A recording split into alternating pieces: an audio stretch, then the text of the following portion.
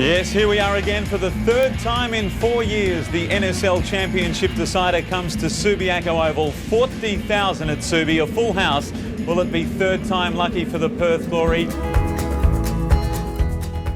Funny you should say that, because everyone who was around at the time will recall that famous or infamous penalty shootout loss to Wollongong Wolves. And then people jump forward to the game we're going to talk about, but sandwiched in between that, the season before that, we had lost 1-0 as well.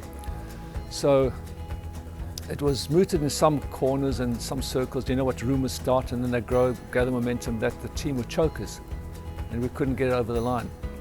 So there was some pressure and going into that second grand final, the first one at home. Here's Bobby Despotovski leading the Perth Glory out, the Olympic Sharks right alongside them.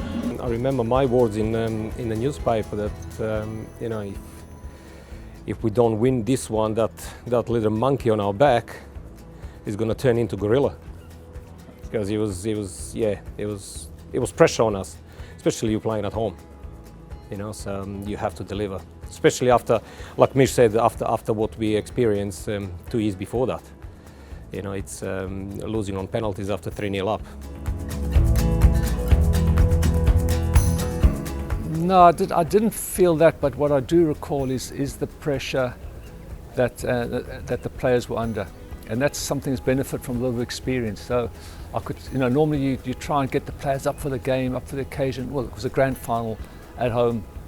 There was no need for that, but because I sensed from the players that there was this nervousness, I decided to take a different approach, and I tried as much as possible to get them relaxed. I even recall we took them out to Northbridge for supper, allowed them to have a beer, but Bobby of course had a couple more beers. And John Worsfeld, who was the coach of the Eagles at the time, we invited him along, and after the supper he said a few words to the players. And I just think, looking back, you know, all those things come together, all had a part to play in the team's win on the weekend.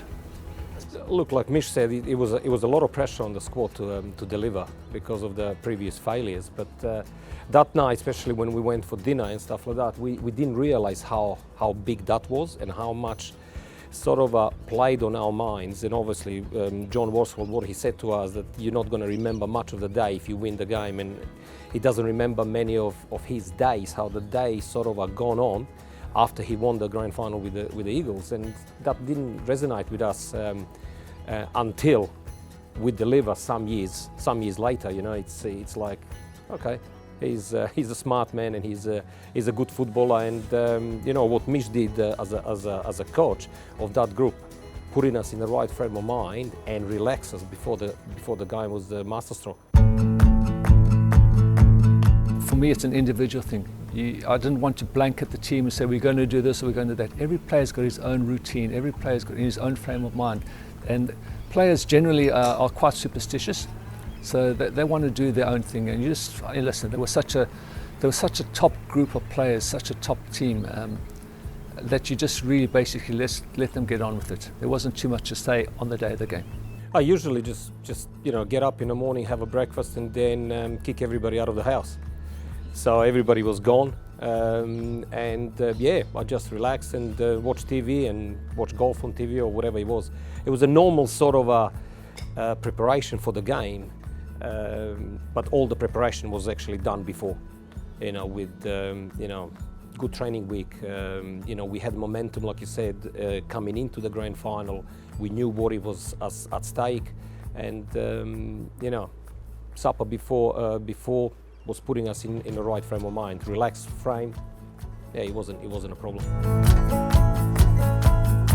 The side, fortunately, almost picked itself, yeah, because we had such a good run going into the grand final. There was, I suppose, very little for me to do on that side of the game. It was more just mentally.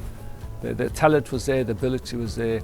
As I said, there was such a top group of players that, you know, we just had to just put it together for the 90 minutes on the day of the final, and you know, only they could do it. Tarka has come forward, as has Hardwell, who's attacking the ball now, and he puts the Glory into the lead.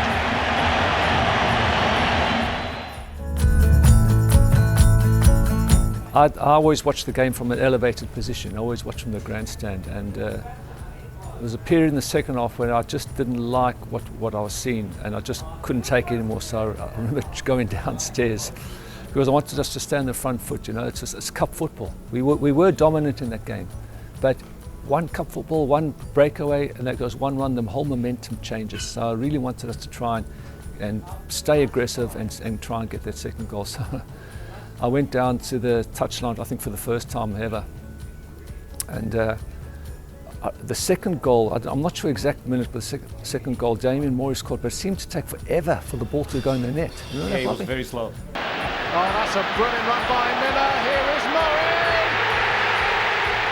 The grand final is surely now won by Perth Glory. You know, obviously, once the ball crossed the line and the second goal, then I knew, right, we're in with a really good chance here. And the whole feeling amongst the supporters and the crowd, everyone at the game that day, we knew this is our year. And Glory, just to tie things down further, are taking off Despotovski. Anything you want to say to Mich about subbing you off at that beforehand? No, that was tactical. We spoke about that. Sorry, I remember that as well. After the second goal goes in, this is why, part of the reason why I didn't watch games from the touchline, because the second goal's gone in. I think it was 8 minutes left, wherever it was. I said to Alan, we need to make a substitution. He looks at me and says, we've made our substitutions already. That's how far, you know, your mind goes, you get crazy, you get so involved in the game that I was about to make another substitution, which I couldn't have done. Look, someone had to get the man of the match, and he was very good that day. But thanks to the 41,000 supporters out there who are wearing purple and orange, you were unbelievable. You gave us a 2-goal win. Thank you. She was, you know, when you win a grand final, there's 11, and the substitutes, whatever. It's a team effort, it's a team game, team sport, and everyone was superb that day. I don't recall anyone having an off day, funnily enough, in that game. Everyone was in the zone, and yeah, worthy champions. You remember that now, won't you? You remember those? No, I remember starting celebrations, and then nothing. Perth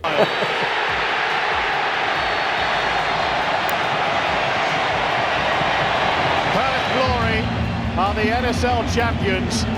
Glory is as glory does, and for Perth Glory it is the most glorious moment of their short history as they become the national champions. Hardwell and Murray were the 2 goal scorers, but they've got a whole team full of heroes and plenty of fans who are enjoying this particular moment. No, I remember. I was actually quite sober. Ladies and gentlemen, the Perth Glory Grand Final champions.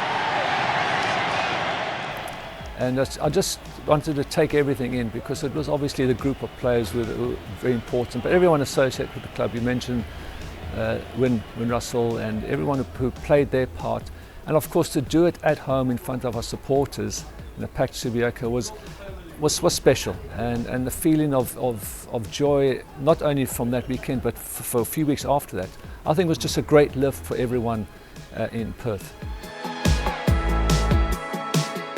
Look, like Mich said, it's the win for the whole town, for your family, for your kids, because they sacrifice as much as you. You know, they suffer you being on the way on the road, and you know, being at training all the time and being focused on the game. So as much as that we suffer when we lose, that's how much they suffer as well. So it was fitting to win for the fans that supported us all these years, everybody behind the scenes. Our families, kids, everybody, and I think everybody had a great time celebrating. Oh, they were huge. You know, in those days we were getting really good crowds, obviously at home. We were the benchmark in the league. Most players would wanted to come to play for Perth Glory. But having said that, there was a kind of like a pressure on the players when they played at home, because every team that came over, it was their grand final. You know, they weren't used to playing in front of these big crowds. So everyone tried to beat us when they came to play in Perth. But you know, generally there's a saying in football that championship winning teams are started from the back, and that is true. But up front, I had with Bobby and Damien Morey, we had players who could score goals. So I always knew if teams came to Perth Oval as it was at the time, and they scored a goal, we would score two.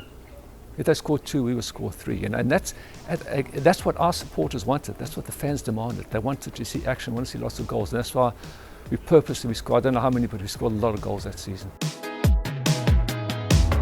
Oh, look, for the team performance, that is up there, because he hasn't. I mean, we repeated it year after, but you know, he never been repeated after that.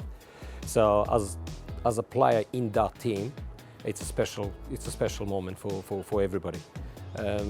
On the individual level, is just happy to be involved with the players. Like Mich said, it was 16 players that could play in any team in the league if they were not here. I think up there with some of my fondest memories, especially Perth being it's my home now. It was my adopted city, and looking back now, it was a great achievement, a great time for the club. And let's hope, Gareth, that those great times, we can see them in the not too distant future.